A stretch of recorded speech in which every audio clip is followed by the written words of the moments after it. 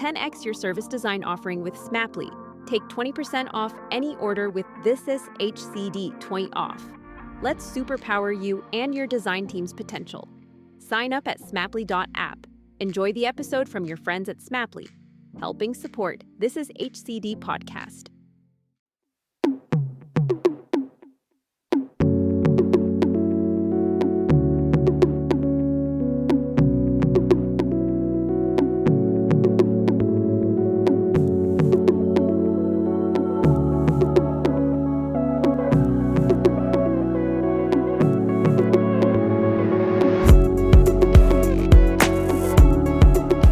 Hello and welcome to another episode of Bringing Design Closer. My name is Gerry Scullion and I'm a service designer and founder of This Is HCD and CEO of thisisdoing.com, where we provide live online design and innovation classes, providing training for service designers, design researchers, product managers, user experience designers, content designers, and much, much more. Today in the show is Geke van Dijk, co-founder and strategy director of Standby in Amsterdam and London, and is chair of the Dutch chapter of the Service Design Network and also co-founder of the Reach Network, a network of human-centered design agencies centered on service innovation. Geke is one of the most experienced design researchers that I know and has worked in this space since the early 90s. Now, in this episode, we chat about design research for meaningful change. We discuss purpose and intent and how do you determine if a project or a business is, say, good. So what is good and who defines good? It's a great conversation. I really enjoyed it. So let's jump straight in. Geke van Dijk, a very warm welcome to Bring Design Closer. How are you? I'm good, thank you. So Geke, tell us, where are you coming from today? I'm now in Amsterdam. You're in Amsterdam. Yes. What's it like over there at the moment? 2 days ago, 1st of July, things became more loose here. So you can get back together as long as you stay within social distancing, washing hands, all those kind of things. So we're calmly trying to find out if this works. And if not, things will change back again. Today we're gonna chat about design research for meaningful change. But let's start off by talking a little bit more and learning a little bit more about Geke. Tell us what you do and how long you've been doing it and so forth. Yeah, that's good. I'm one of the two directors and founders of Standby, which is based in Amsterdam and London. And how we phrase it on our website is we do design research for service innovation. So we're often invited in by clients and partner organizations who are working on an innovation project, usually innovating their services, and saying, we know a lot, we know in which direction we want to go, but there's stuff we don't know. We have areas of uncertainty, and they invite us in to help them to figure things out, especially where it concerns the people they are delivering their services to. So whether it's the city government working for citizens, or a company working for their customers, or a hospital working for patients and professionals. It's not only towards end users, but often about organizations as well. And they ask us to do research to understand things around those areas of uncertainties a little bit better, but also to help in the next step then of generating ideas and concepts to improve things. So It's really a mix of research, figuring things out, finding opportunities, and design, creating ways forward. Yeah.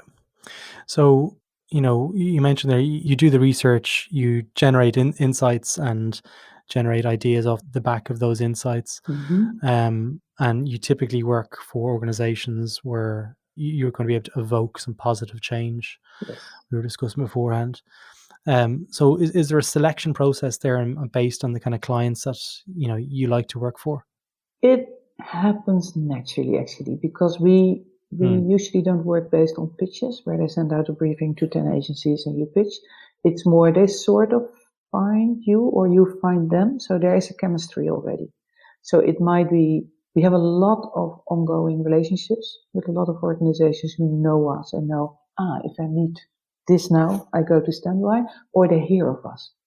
So somebody has worked with us before, has a friend or a colleague or whoever and says, I think if you're setting your teeth in this wicked problem, maybe you should speak with Standby. So it's usually a project is out of the base, is built on top of what first starts as very casual conversations. Mm. We are trying to figure this out. What do you think? We have some suggestions and we say, maybe you're the good people to work with. So it's not a selection process as in we have a list who we want to work with and you're not on it. Yeah. But of course you gravitate towards some, and also through your portfolio. We exist for over 15 years now. So we have a profile. So some organizations naturally gravitate towards us and we towards them. We do have a very mixed list of clients and partners. So we are not specialized in a specific domain. So if you would look at our portfolio on our website, you would see very large international corporates, like the Googles and the Spotifys, but you also see very, very local organizations like local councils, or it might be a school or a startup. So very different sectors and very different types of organizations. So what's really the common denominator between the projects is they're all trying to figure something out in terms of how can we do things better for either our own organization, our staff, or the people we work with, or the people in the end our services are trying to help. Yeah. So typically, I think most of the listeners will probably know what design research is, but maybe you could just give us a synopsis of how design research differs from, say, traditional research. Yeah. So we sort of sit in a niche between a lot of different types of research, of course. You have, on the one hand, we stand on the shoulder of user-centered design, of course, because it's the design research DNA is very much participatory, user-centered, iterative, designerly. So that's a big one. It also sits next to more academic types of research, like ethnography, describing how people do things and understanding cultures and behavior and motivation. It also sits next to commonly known area of research, which is more like marketing research, although we have mixed relationships with that. People know I've got a thought on marketing research. Yeah, we all have. But methodology-wise, of course, the same mix of types of methods are there. You can do interviews, you can do co-creation group sessions, you can do observations, you can do surveys, but it's the purpose for what you do it is very different. So where a design researcher works within a design project, you're part of the process of figuring something out in order to do something with it. That already makes it very different for academic research, which is usually about just creating the knowledge. The design researcher wants to do something with that knowledge and contribute to an outcome, usually a new service concept. And with marketing research, it's very different. That's usually before design process. So we are sometimes briefed with stuff from, it could be business analytics or previously developed market segments. So that's before the design process or after our work is done, and not just us, but the other partners and the designers and the strategists and the software developers. Then a lot of marketing research is done, which is more, how do we bring this to market? How do we distribute it? How do we promote it? How do we price it?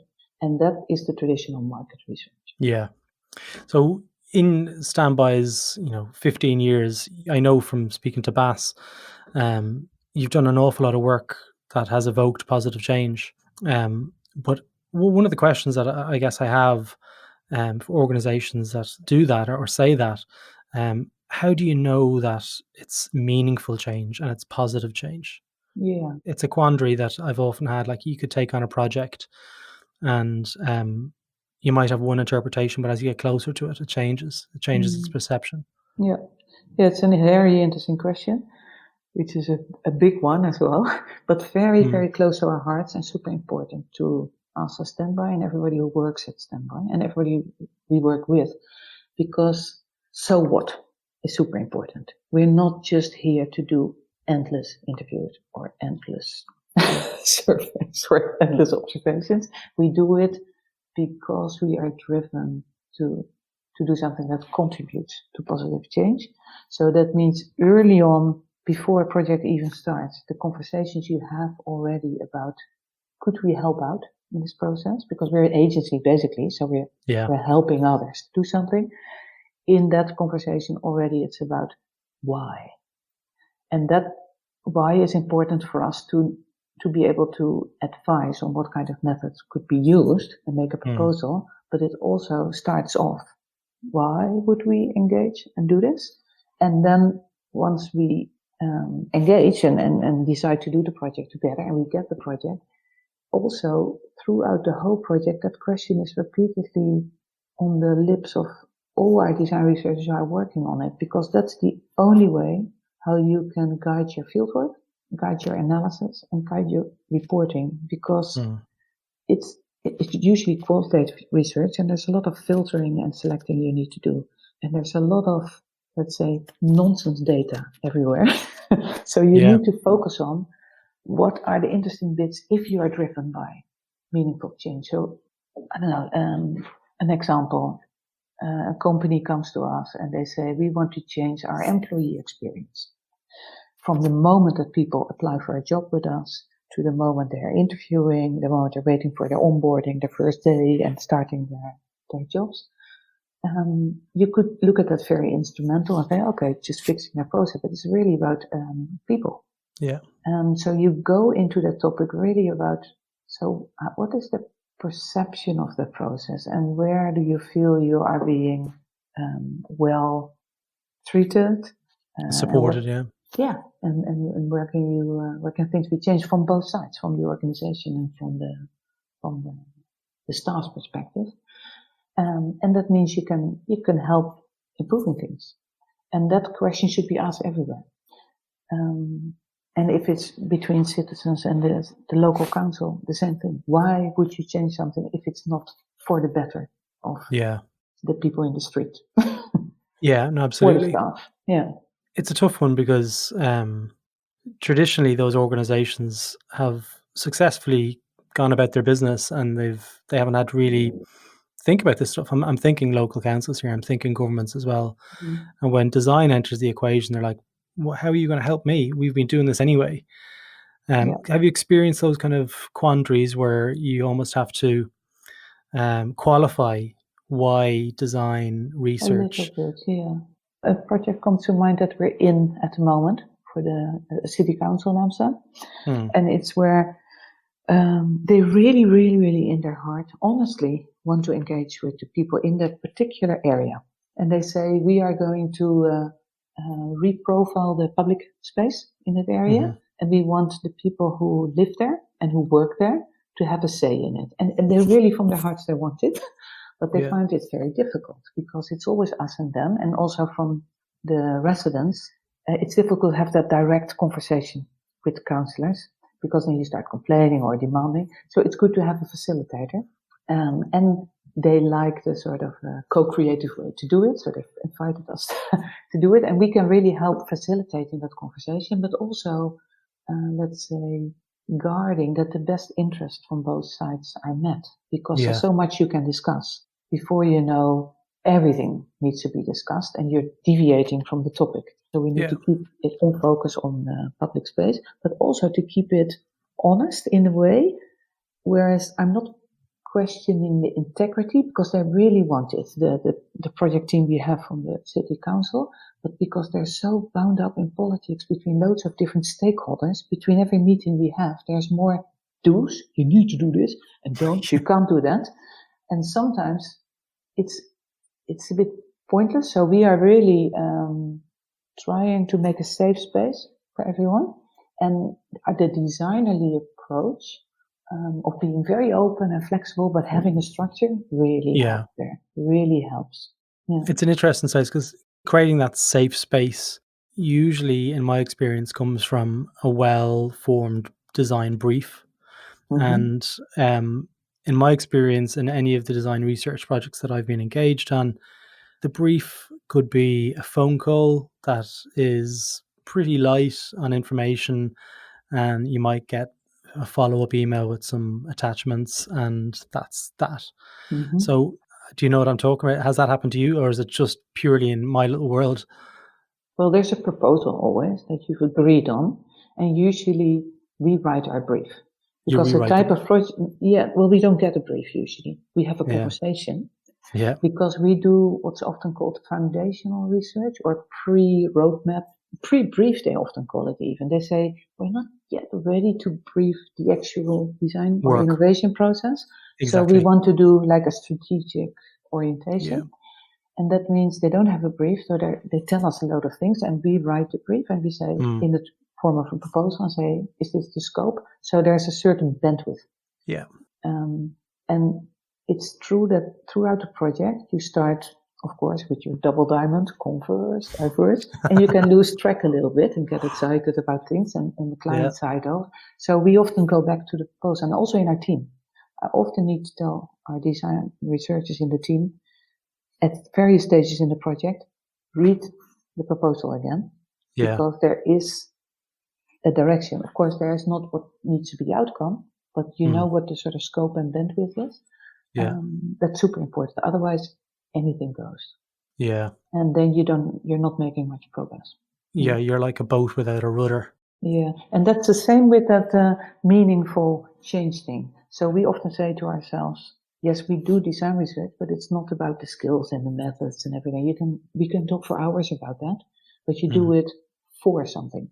You do it for a purpose and an intent. So in our proposals, our brief, there will be always an indication of that purpose or intent, and that is your anchor or your compass in the content of your project. And especially with qualitative research, there's lots of data, so you can lose track.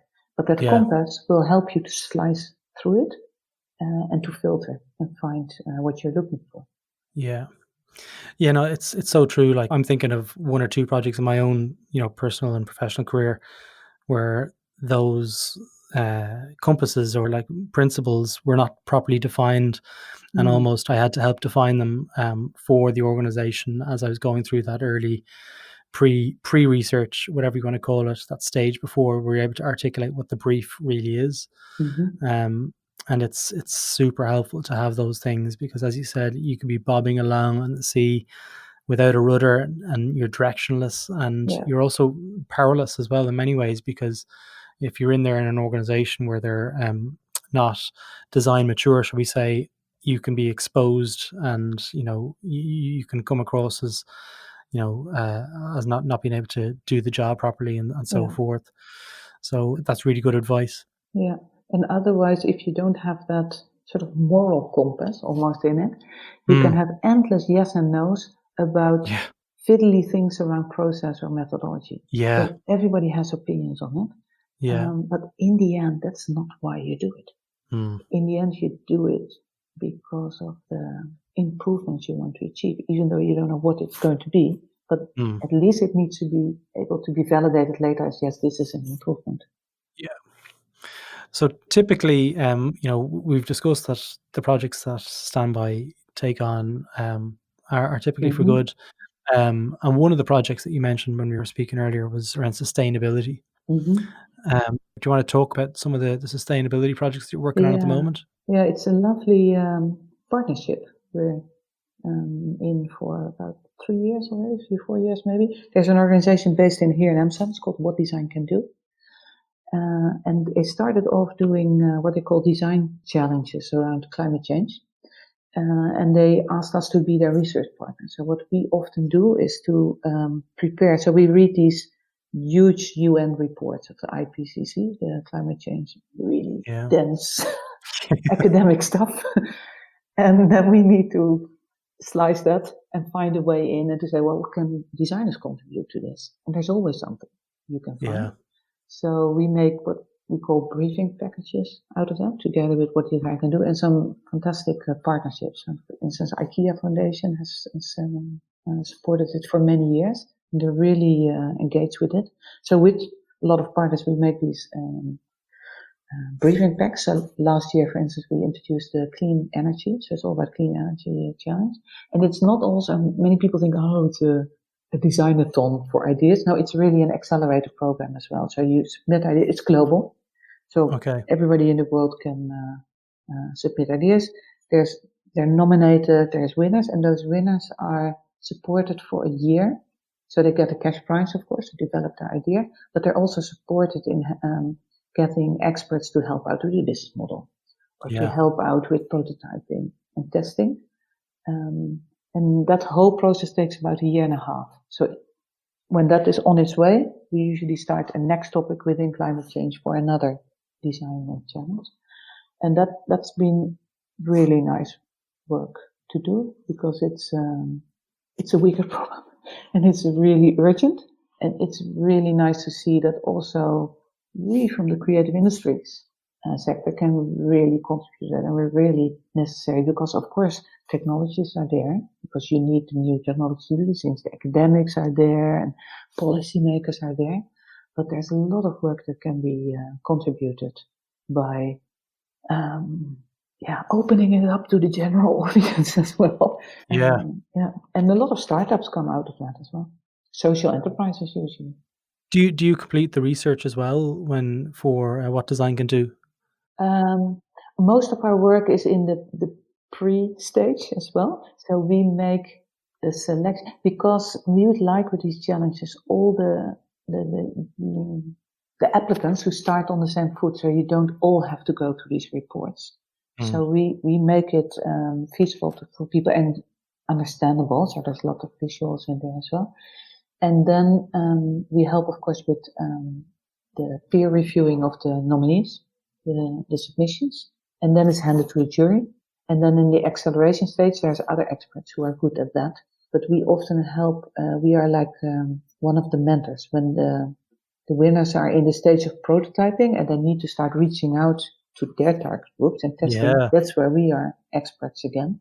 So we can advise them on how to do that. Sweet. Yeah. That'll be so rewarding. You get to see the best of the best coming through, and then they meet Rake and Bass, looking at the double diamond. Yes. It's very rewarding. It's also exhausting. Yeah. Because these are huge topics. So it's complex, which is also interesting, but it can make you very sad. The world is not in good shape.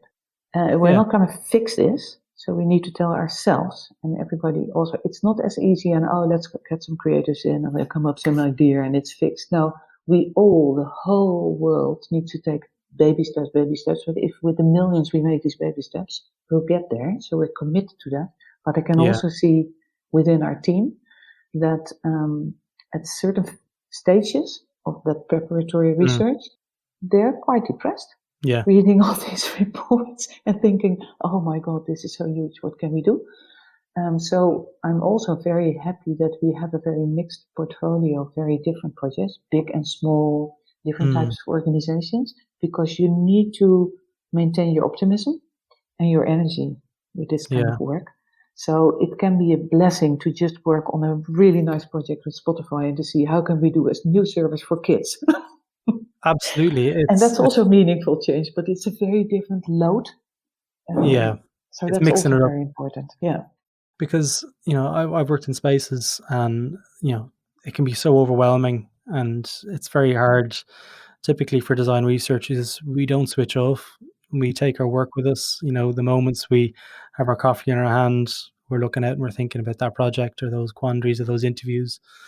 That's another interview in itself, like how do designers maintain strong resilience and mental health when they're researching such complex problems and situations. And open to, because that's the other side of the coin, is you love the complexities because that makes your brain wake up, right? Yeah. But you can't be getting exhausted. You need this freshness as well. So it's keeping that openness to explore things and to dive into things, but also to be able to stay healthy. Yeah. Mentally and physically. Yeah. Looking at sustainability as a huge wicked problem, what advice do you give to designers who are in that space in design research and they're being overwhelmed? So if one of your designers is currently being overwhelmed and they don't have the luxury of moving on to a Spotify or something that's kind of fun, and I don't mean that in any sort of negative way towards Spotify, but when it's compared to something like sustainability, it's a different subject altogether. But what advice do you give to those designers? A couple of advices. One would be to really partner up, because we see a lot of very enthusiastic people jumping into, I want to work on good things, social design, sustainability. And with that mindset in the design schools, we're being trained to fix things. This isn't fixable. So that can drain you to have that sort of mindset. So one advice is to be humble. It sounds so stupid, but to just contribute is good enough, rather than, oh, my project will fix this. And also to reach out and partner up, because although we have experienced and found out in the last couple of years how much design can contribute to other sectors as well, and how it's welcomed in, we shouldn't think that we can do everything. So it's super important to work with ecologists, for instance, or people who know their way around the technology, or even policymakers and strategists, because we are all about, business model canvas, and we'll do that. But it's something else to set up a good business model and to implement it. It's knowing what your limits are as well, because you can be draining and overwhelming yourself because you're taking the world on your shoulders. And maybe that's not fair to yourself as well. Yeah, that superhero complex that... Yeah. Chip off a little bit. That's also already interesting. Yeah. I wasted 10 years of my life with the superhero complex, where I was like, I'm going to do the best workshop that's ever happened on, Earth, and it's going to solve the world's problems. And unfortunately, I learned, through the hard way, that design alone is not going to change the world. It's working with all the other disciplines like product management and business. And stand on the shoulders of others. Absolutely. We use things that have been figured out before. Don't reinvent the wheel because it makes you feel creative. Don't go for glory. That's one of my be things. Ambitious, yes, I would say, and do the best you can. Yes. But sometimes, and there we can learn from the open source community, software developers, where share your code. So you don't have to write everything from scratch. If you share, you're already 6 Absolutely paces ahead, and you can build the custom stuff that makes sense. And that's the same with design and with research. Share everything. What's in the originations of this podcast. Yeah. It's interesting because something that I've noticed when I studied a very long time ago, industrial design, I left university, and success to me at that time was working in an industry that, was building cool things, building technology. And, I had a kind of an enlightening period about probably about 10 years ago. But now when I start to speak to more students that are coming out of university, I am amazed by the amazing talent that is out there, and they all want to change the world. They've got a completely different mindset than me and my peers had at that stage in the early 2000s. So what advice do you give to them who want to get into design research? Because I have yet to meet one student who doesn't want to work in areas that are going to improve and better the world. But I know many of them find it difficult to get into this world in design research, to get those opportunities. One big advice would be, because we get a lot of people knocking on our door, which is nice, and I love people with ambition and enthusiasm, but sometimes they are too simplistic in making this distinction that doing things for good, and they call it social design or whatever, is always non-profit or public sector, and I don't agree with that at all. There's a lot of meaningful change to be done in the for-profit sector, and very meaningful projects as well. And I would even say it's as important, because the meaningful change needs to be everywhere, and that's not just sustainability. It's also bringing that human perspective into innovation projects and making sure that projects are really about how would this be better for everyone. And that I notice sometimes that just out of school, it seems there's two paths. Either you go for this big shiny career and a big paycheck and companies, or you choose another path. And I don't think it's that clear distinction. I think totally there can be bullshit projects to be done in public sector and non-profit sector, and there can be fabulous projects to be done in profit. So I would say look for the real meaningful change, and wherever it is, go for it. Yeah. No one's going to come up to you when you're 30 and 35 and give you a nice little badge and saying, well done, if you're working in a government organization that really aren't doing much good. So there's huge opportunities working in spaces that we might typically, believed to be not doing good. And we actually were just speaking earlier about a financial project that I was involved in that I believed was for good. And I was like, hey, this is kind of cool. I get in. And then as I got closer to it, I was like, oh, this isn't actually that good for good. I'm like, I don't know what to do here. And, what I was telling you earlier was I had that quandary of, do I leave and just kind of go, look, I don't want to be involved. This is kind of not my thing. Or do I stay and try and invoke the change? And I did the latter. And it actually felt better to be sitting in amongst the tension and being I don't want to say the person sort of blocking the flow, but I was definitely asking the tough questions. And there's real value to be that person in the room to make people second guess, because you'll find very quickly there's a couple of other people in that room are having the same thoughts, and you can We're start also building. trying to improve things for the better. Absolutely. You can build a We momentum. it reminds me of another project we did last year. There was also a bank approaching us, an innovation center of a bank, saying, okay, work with us. And actually we were a little bit like, do we want to? But we went to speak, and it was really a really well-meant, good project where they said, we want to see what we could do beyond banking. Yeah. Maybe we should think about doing more than just helping people to get loans and mortgages. Maybe we should look at, we are in an aging society, and there's lots of older people, and they need to, they're in these houses that are too big for them. They need to be rebuilt, or they need to move to smaller. Maybe we should, as a bank, engage in the housing sector and be more early stage, helping to get new concepts, housing concepts, and helping them to, and that's really difficult in the building sector because it's a very traditional sector. So the way of financing that has risks, but if as a big party you're willing to change your role and to start financing other, so that was fantastic actually. So that was to cheer you up, a good example of a project where we thought that is a very daring move. And they do have, because in these innovation departments, they have the opportunity to do very early exploratory pilot projects. And then there's so it's like a sandbox. In the later stage, to decide, well, what will be cost and everything. Yeah. So you can find these kind of very promising seeds everywhere. Absolutely. The opportunities are there. It's just what you make of it, really, is how I've understood it to be. So we're coming towards the end of the episode. It's been it's one of those conversations where it's like having a coffee with an old friend. You're involved with This Is Doing as well, which is our sister program about enablement and innovation and design training. You've got a course coming up on deep dive into design research. Tell us a little bit more about that course. Yes, I'm delivering it with one of our partners in India, Babita George. She works at Quicksand. And it's a course where we really hope to get people together who are already engaged in design research, and not people who, it's not a starting course, but it's really people who are doing design research and still very willing to learn about it.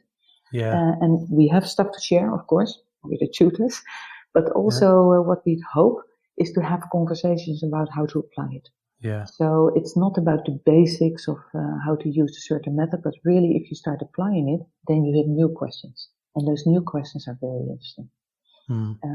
So that's the engagement level of the course. And then, of course, we will have, it's 6 sessions. And in every session, we'll go through the different stages of the project and focus on all the questions you hit in every stage. When I read the course description, it's a blended course between theory and action.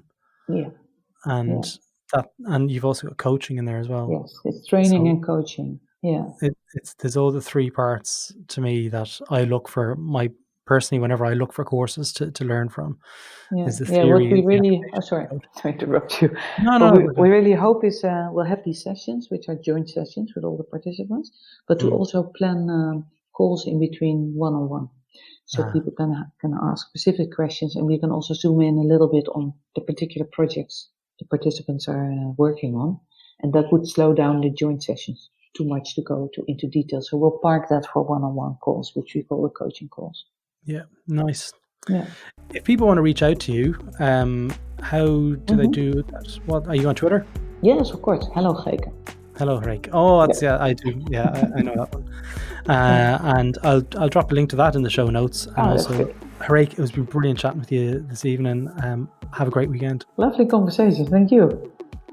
So there you have it. That's all for this episode of Bringing Design Closer. If you like this episode, feel free to visit thisishcd.com, where you can access our back catalogue of over 100 episodes, with episodes related to service design, product management, design research, and much, much more. Now, if you're interested in design and innovation training, feel free to check out our business, thisisdoing.com, where you can join online classrooms and learn from the world's best design and innovation leaders.